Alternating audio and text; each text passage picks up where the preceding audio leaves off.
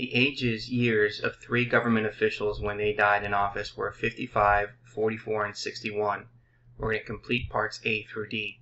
First question is asking us, assume that 2 of the ages are randomly selected with replacement. List the different possible samples. Let's go ahead and open this up using StatCrunch. So now we don't have the data in StatCrunch, but we're going to go ahead and put the data in. Okay, so you can see here that we have 3 numbers. Okay, so we're going to call the first column x1. We'll call the second column x2. So if we take a look at the number 55, we're going to use all the 2 combinations that 55 can make with those 3 numbers. So if we have 55, then we have another 55. Because that, again, is assuming that 2 where we have n is equal to 2. So then we have 55 and then 44, 55 and then 61. Okay, and then we're going to start with 44 now, the second number, and then 55, 44 and then 44, 44 and then 61. Okay, and then we have the last number, 61 and then 55, 61, 44, 61, and then 61. So we should have a total of 9 samples. So let's take a look here. Which one has 9 samples? So 55, 55, 55, 54, 55, 61, 44, 55, 44, 44, 44, 61, 61, 55, 61, 44, 61, 61. You can see it matches that. So it's going to be C. Check our result. And there is our answer. Okay, now let's take a look at the next question. Okay, the next question says, find the range of each of the samples and then summarize the sampling distribution of the ranges in the format of a table representing the probability distribution. So what we want to do is the following. We're going to come in here now, and using these 2 columns, we want to find the range according to the rows. So we're going to go to Stat, Summary Stats, and then select Rows. We're going to select both of our columns. And so what we want to do is we want to determine the range. So we're going to select the range, and then we're also going to store that in the table. So let's go ahead and do that. So there is our range, and we're going to call that the sample range. Okay, and so now what we're going to do is, now that we call it the sample range, now we want to write this in. Let's see here, the question is saying that, let's take a look at the question here. Looks like we're going to put this in ascending order. So let's go up here and then sort our data into ascending order. So if you take a look, the first number that we have, and it's repeated 3 times, is 3 zeros.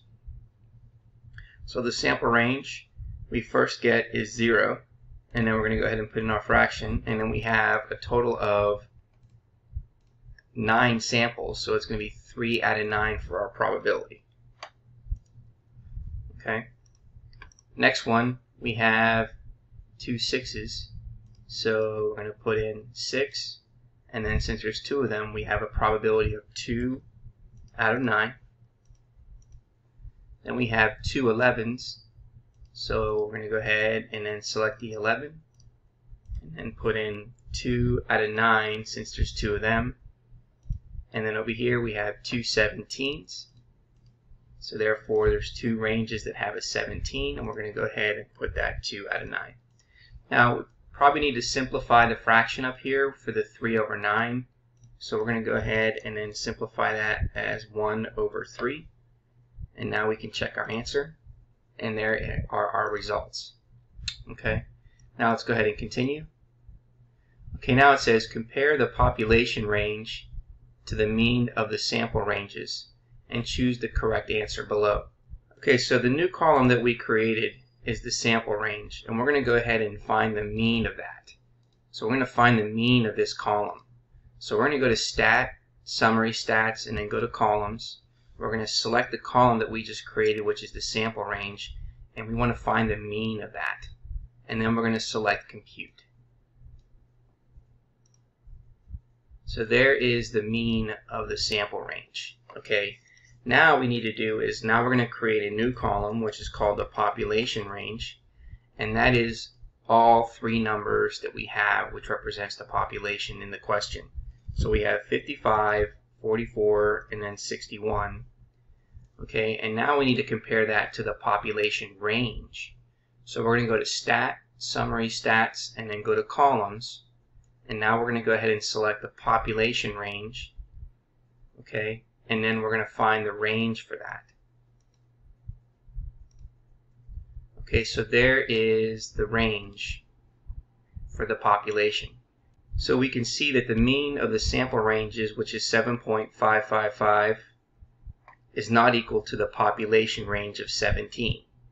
So if you see here, it says the population is equal to the mean, is equal to, and that's not true, is equal to. So it looks like D, the population range, is not equal to the mean of the sample ranges. It is also not equal to the age of the oldest official or age of the youngest official at the time of death. So we're going to go ahead and select D, and there is our answer. Okay, now let's go to one more question here. It says, do the sample ranges target the value of the population range? In general, do some ranges make good estimators of population ranges? Why or why not? Well, we can see here that from our data, the mean of the sample range does not target the population range. So we are going to then eliminate C and D because it says it targets the population range. So we know the sample ranges do not target the population range. Therefore, some sample ranges do not make good estimators of population ranges, and that's going to be the answer for A. And that concludes this question.